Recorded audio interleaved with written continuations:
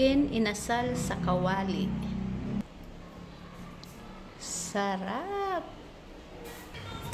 At ngayon, pagsasama-samahin na natin ng black pepper, salt, garlic, lemongrass, onion, ginger, sugar, calamansi juice, vinegar, Sprite or any lemon soda, soy sauce, at ketchup. At ngayon, hahalu-haluin lang natin ito para matunaw yung lahat na ingredients na pinagsama-sama natin. At ito na yung ating chicken. Thigh part nga pala yung napili nating iluluto nating inasal. At hiniwa-hiwa na natin yan. Ilagyan natin ng gilit. Ginilit-gilitan natin para manuot sa kalamnan yung marinade na ginawa natin. Ilalagay lang natin lahat yan dyan. Tapos, ibababad natin ng 1 hour or overnight. Ngayon, gagawa naman tayo ng chicken oil. Ito yung nakuha natin sa chicken na iinasal natin.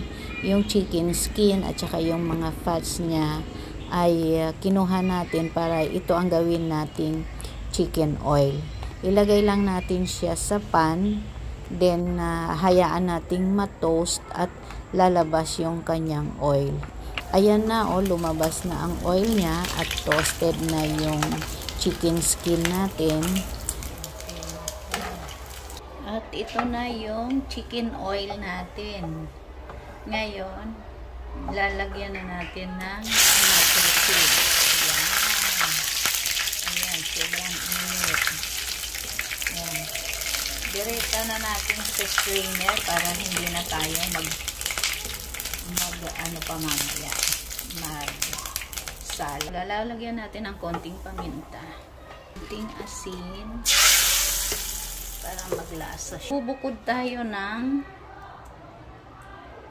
kaunti para sa later na gagamitin natin pangpahid sa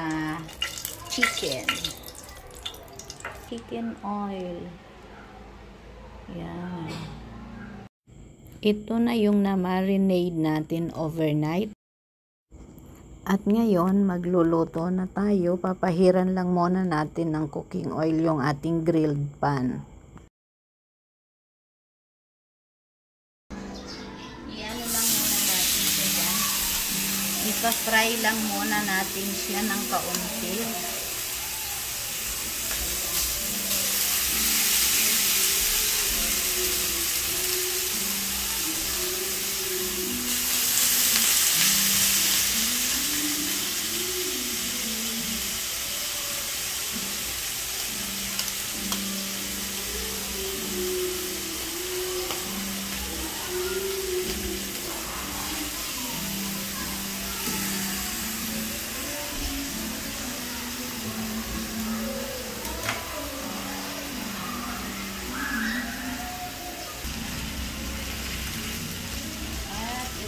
Guys, babalik ka rin na natin. Medyo nag-brown na siya.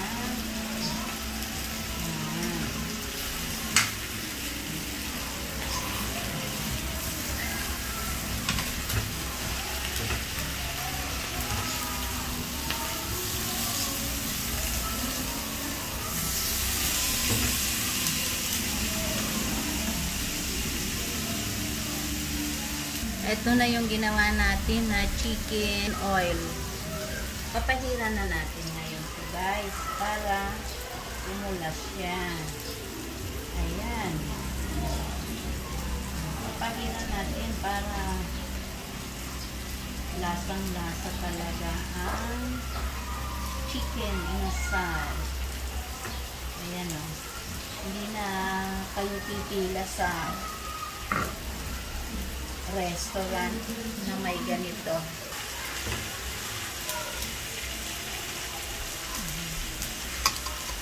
Maya-maya babalik ka rin natin guys para pantay yung luto niya.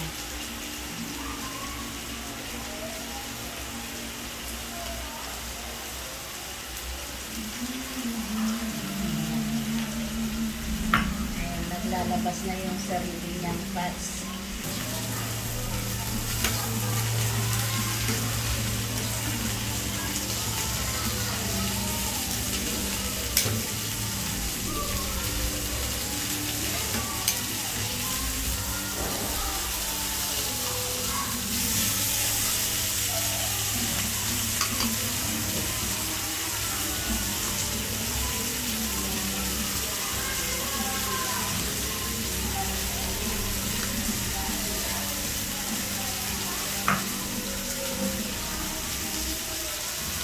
At ito na nga guys, na-fry na natin yung ating chicken.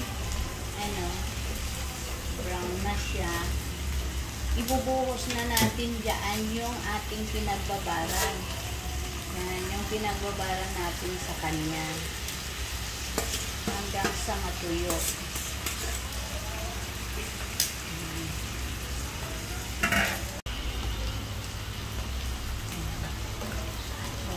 Rin natin para magpantay yung lasa niya, yung kakaluto niya.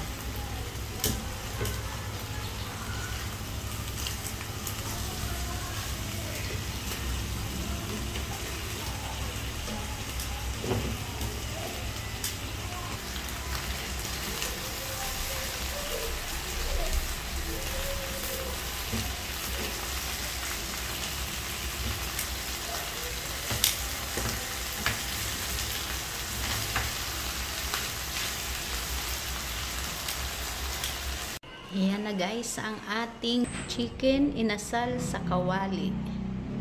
Sarap!